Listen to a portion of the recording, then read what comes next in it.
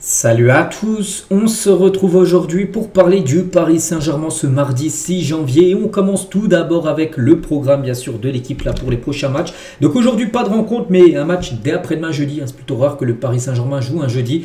Donc ça sera un match spécial, ça sera le trophée des champions contre l'Olympique de Marseille. On va en reparler aujourd'hui, on en reparlera demain et surtout après-demain en faisant l'avant-match.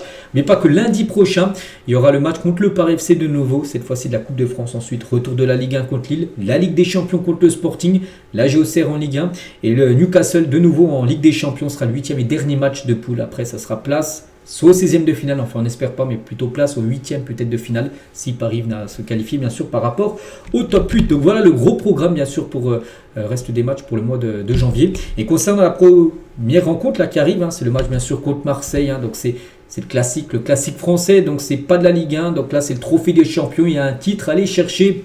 Donc les deux équipes bien sûr vont être surmotivées pour ce match qui aura lieu au Koweït. Et à noter déjà on connaît l'arbitre.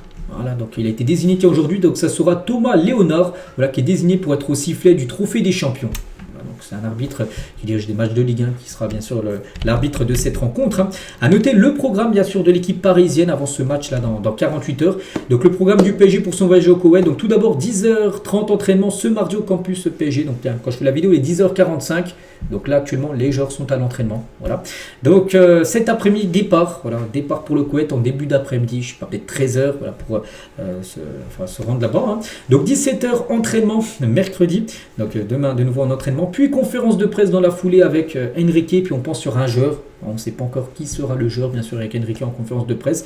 Donc 23h jeudi, jeudi il sort une célébration du 58e trophée. Peut-être, bien sûr, on espère, de l'histoire du club, s'il y a titre, bien sûr. Et retour à Paris dans la soirée pour une arrivée vendredi matin. Voilà, puis après préparation du match suivant, bien sûr, qui sera le Paris FC. Donc c'est pour ça que le PSG ne jouera ni samedi ni dimanche, mais plutôt lundi. Vu que Paris aura jeu jeudi, il faudra quand même un peu de temps de repos, surtout que Paris ne joue pas en France, c'est au Koweït. Donc voilà, concernant le programme là pour Paris pour les prochaines heures. On continue, on va parler du pack. On avait parlé que le PSG avait proposé un pack à ses supporters à 800 €, un pack qui comprenait transport aller-retour en avion, les transports sur place au Koweït, les repas à bord de l'avion et une place pour assister à la rencontre. Donc ce pack les gars, du coup, le PSG annule. Voilà, ce pack, qu'est-ce qui se passe? Pourquoi?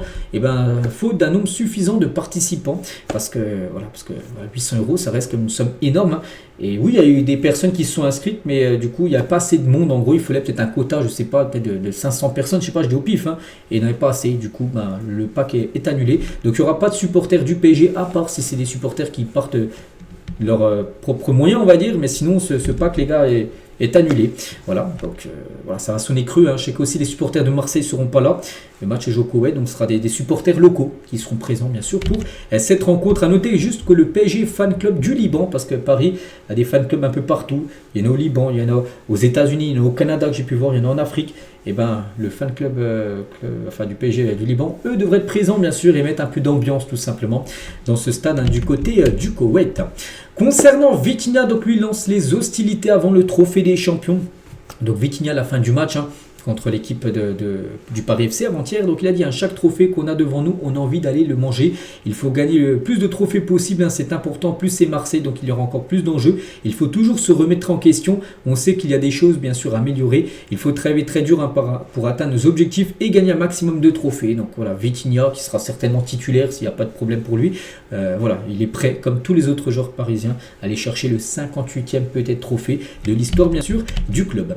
Concernant l'adversaire, une équipe que Paris connaît très bien sûr et surtout vu la rivalité qu'il y a entre les deux clubs, on sait que ça sera chaud, sur le terrain, pas en tribune vu que pas de support, très peu de supporters font le déplacement. Mais bon bref, voici leur groupe. Le groupe du PSG, je ne l'ai pas encore vu, mais bon on pense que le groupe sera... tout le monde sera là bien sûr, mais 28 joueurs sont convoqués du côté de Marseille.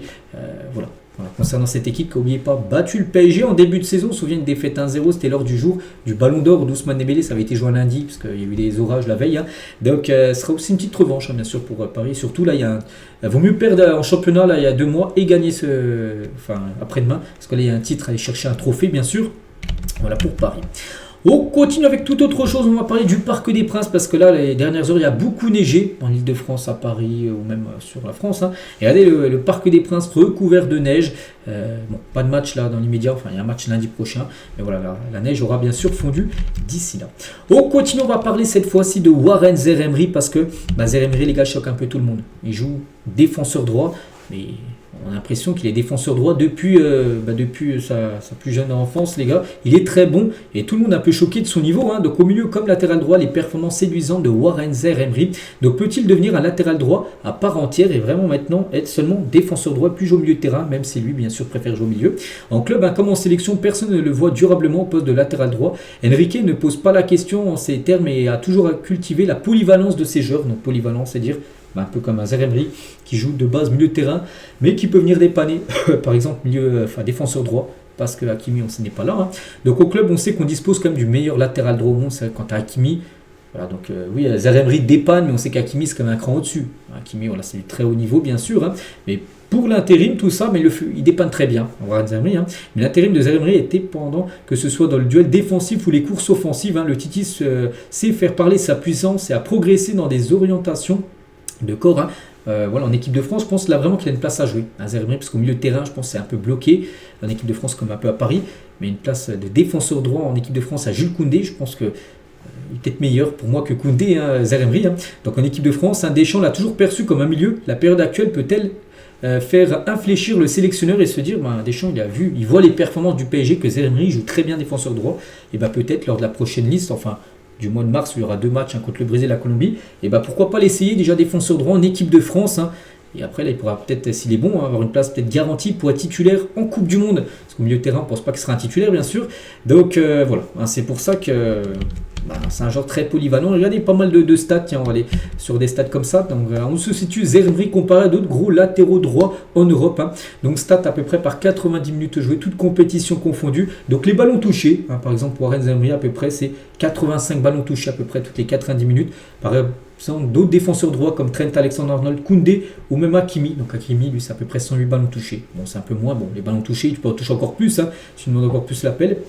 Les ballons récupérés, Zaïre-Emery en récupère plus par exemple que Hakimi, Koundé ou même Timber qui est un joueur je crois d'Arsenal. 5,7 ballons récupérés à peu près par 90 minutes jouées, c'est beaucoup mieux que les autres qui sont eux des purs défenseurs droits. Les grosses occasions créées, Zaïre-Emery il est mieux que Trent Alexander-Arnold ou même Hakimi, et les duels gagnés aussi il est bien classé juste derrière Koundé et Timber, mais devant par exemple Hakimi. Voilà, donc des stats quand même folles pour Warren Zaïre-Emery, je le répète, qui n'est pas un défenseur droit. Et aussi d'autres stats que vous pouvez voir les gars, la montée en puissance bien sûr, latéral droit par rapport à la saison dernière. Donc voilà, c'est très bien qu'il continue comme ça bien sûr.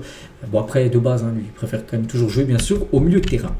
Et référence à ce poste, bien sûr, de latéral droit, Willy Sagnol, maintenant qui est sélectionneur de la Géorgie, mais il juge l'évolution de Warren Zaïre-Emery en tant qu'arrière droit. Il a dit physiquement, il a toutes les aptitudes pour être latéral. Il a un centre de gravité bas, de bons appuis. Cela lui permet de changer rapidement et de coller dans le 1 contre 1 à des ailiers rapides et déroutants.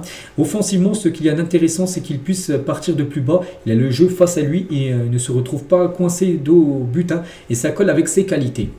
Donc Willy Sagnol dit qu'il a toutes les caractéristiques pour devenir maintenant nouveau latéral droit. Warren Zaïre-Emery. Voilà quelques déclarations bien sûr, des infos sur Zaïre-Emery qui est quand même choquant là depuis quelques temps à ce poste. On continue les gars, on va parler juste d'un podcast sur ici Paris Île-de-France parce que ça parlait du PSG. On va revenir juste sur quelques déclarations tout d'abord. Dans ce podcast qu'on a appris, ce qui a animé ça, que Luis Campos suit au quotidien une centaine de joueurs. Luis Campos est directeur sportif, il gère le mercato, donc il suit beaucoup de joueurs. 100 joueurs, les 100 joueurs ne vont pas venir à Paris, mais il y a quelques joueurs, quelques noms bien sûr qui sont proches de rejoindre le club. Donc les rumeurs Ousmane Diomandé, donc défenseur du Sporting, et Yann Diomandé, ailier du RB Leipzig, ne sont que des rumeurs car le PSG n'a contacté strictement personne. Mais c'est des rumeurs, oui, Paris est bien certainement intéressé par les deux Diomandé. On continue aussi avec le PSG. Dembélé n'arrive pas à trouver d'entente sur le salaire de ce nouveau contrat avec Ousmane Dembélé, notamment à cause du salaire fixe et variable. Comme il n'a toujours pas joué à tous les matchs et a eu des pépins physiques, ça a des répercussions sur son salaire annuel. Il aimerait une part fixe et variable rapprochée au maximum, parce qu'en gros, Dembélé il touche bien sûr un salaire fixe et aussi des bonus par rapport au nombre de matchs joués. Vu que là il en a un peu joué, vu qu'il a été blessé, et ben il a gagné un peu moins d'argent. Puis c'est pour ça que en gros le PSG et Dembélé ils s'entendent pas pour prolonger son contrat, parce que Dembélé lui aimerait toucher un peu plus d'argent, tout simplement. Donc ça coince un petit peu par rapport à la prolongation de Dembélé.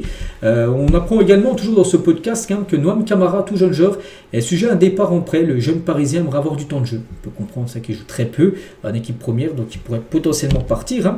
Et pour finir, on va parler de Lucas Beraldo, a vraiment sondé le marché des transferts. Son nom revient souvent en Turquie pour Beraldo, mais est-ce qu'il a vraiment envie d'y aller? Il joue au PSG, il n'a pas envie de jouer dans un club de petit gabarit. Ça, quand tu joues à Paris, c'est vrai que si tu pars, tu vas jouer soit dans un club au même niveau que Paris, il y en a quelques-uns bien sûr pour moi, parce que Paris est actuellement une des meilleures équipes du monde, ou sinon ça sera bien sûr une équipe inférieure à Paris.